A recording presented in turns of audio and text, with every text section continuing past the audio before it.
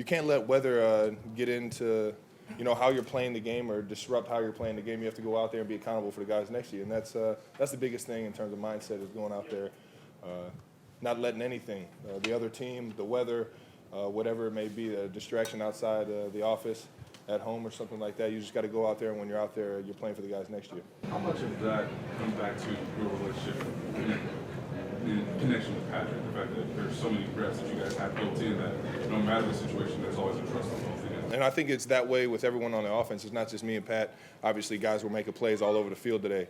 I think it goes even further to Coach Andy Reid. I mean, his system, his demeanor during the week, his ability to challenge everybody to play to a certain level, to play with a certain amount of, discipline, really, is. But at the same time, letting us show our personalities and be who we are within it. I think that's what's really behind it all, is being able to get within that system, play within that system, and feel comfortable within it all. Travis, that record of 4 straight 1,000-yard seasons for you now, what does that mean to you? Right now, it's just a bunch of numbers. Honestly, I'm focused on winning games and trying to get to a Super Bowl with this team, with this organization, like I have been since I've got here. That being said, I'm very fortunate that I've been here in the Kansas City Chiefs organization, under Coach Andy Reid, under Clark Hunt, under the unbelievable coaches that have been here, and then just being able to gain their trust. That's everything in terms of a team sport, and it being a team sport. The individual accolades, I like to kind of just push them aside and try and focus on how I can get better for my team. I get that, but do you feel like it says anything about you as a player that you're able to do that, but really no one else has been able to do? It tells everybody I'm pretty fortunate to be on the field for 4 straight years. Travis, as a former quarterback, you probably played in some conditions like this. What was the challenge for Patrick today to?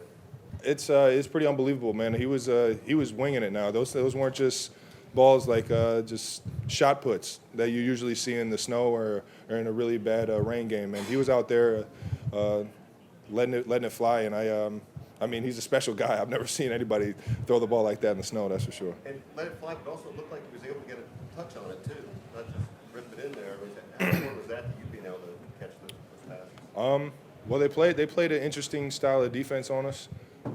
Mixed it up just a little bit or quite a bit there towards the second half. But it's for him to be able to see the defense. I mean, you could talk about how his ability to play the game all day.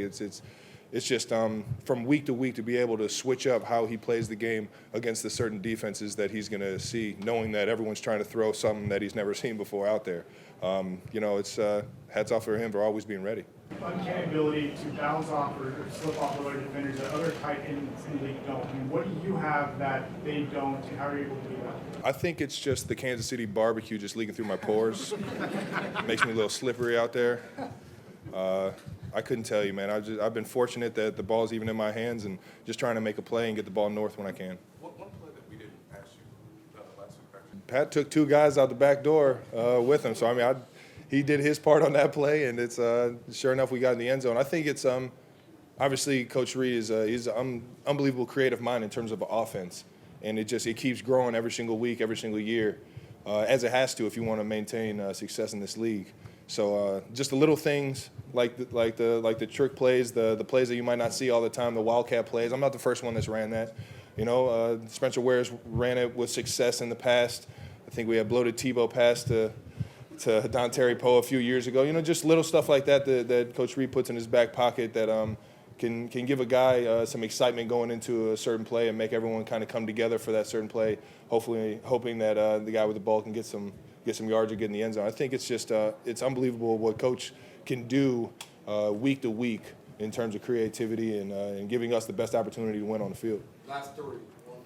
1, 2. Travis, you guys have got 9 straight wins now over the Denver Broncos as an organization. You guys have had a lot of lopsided wins against the AFC West. It also seems like you personally have your biggest games against the Broncos and the Raiders historically over the course of your career.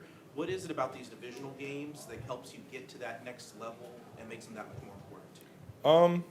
I feel like I take every game just as important as the next.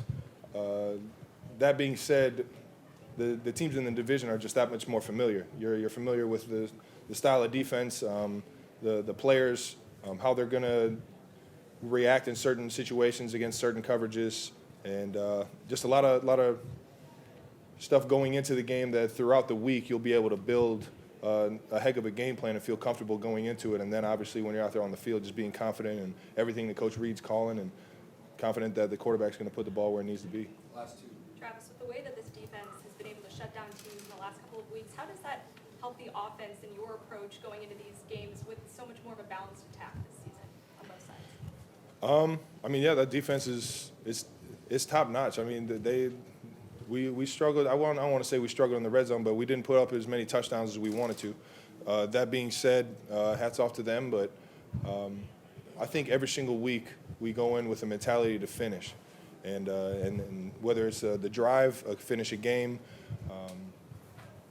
that's what drives us to really persevere through everything out there, the ups and downs throughout the games. Last one, on those reps early in the preseason and training camp, you're going against some safeties like Juan Thornhill, Tyron Matthew. What could you sense from those guys then that maybe now you're actually seeing? They're unbelievable athletes, man. I mean, unbelievable athletes. High energy, guys that are very aware, smart at understanding concepts and passing routes. But on top of that, they're downhill guys. They're not afraid to hit you and put their face in the fan. And 3-2 is out there playing his tail off, man. He gets me fired up every single time I see the defense going. And then obviously Juan's out there making plays left and right as he knows how to and as he's been doing all throughout college. So it's just it's exciting to see those guys have success. And I'm glad I don't have to go against them anymore. All right, thank you.